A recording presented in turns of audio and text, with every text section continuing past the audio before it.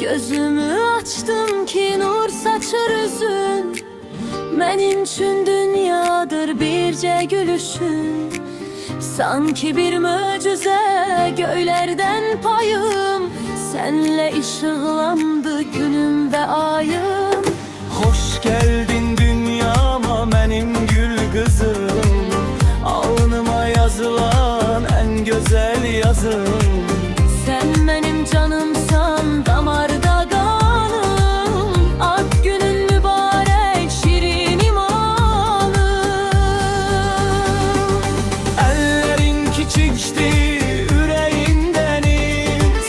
Sen varsan her hafta değilikten habiz. Atanın da yayı, Ananın canı. Sen ömrümüzün güneşi, ayı. yolların ağ olsun bəxtin pərvanə. Senin tek güzellik gelmez cahana. Her yeni yaşımda bir çiçeği aç sen. Zulmet gecemize nurunu saç sen.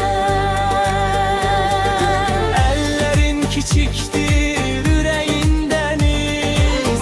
Sen varsan hayatta değilikten habiz. Atanın dayağı, ananın canı. Sen ömrümüzün güneşi, ayı.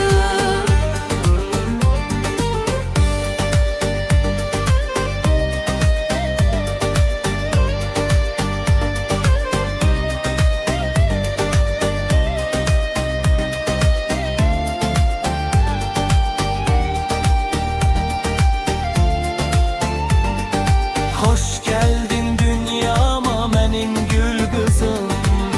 Alnıma yazılan en güzel yazım. Sen benim canımsan, damarda kanım.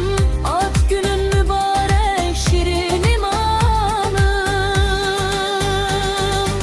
Ellerin küçüktür, yüreğin deniz.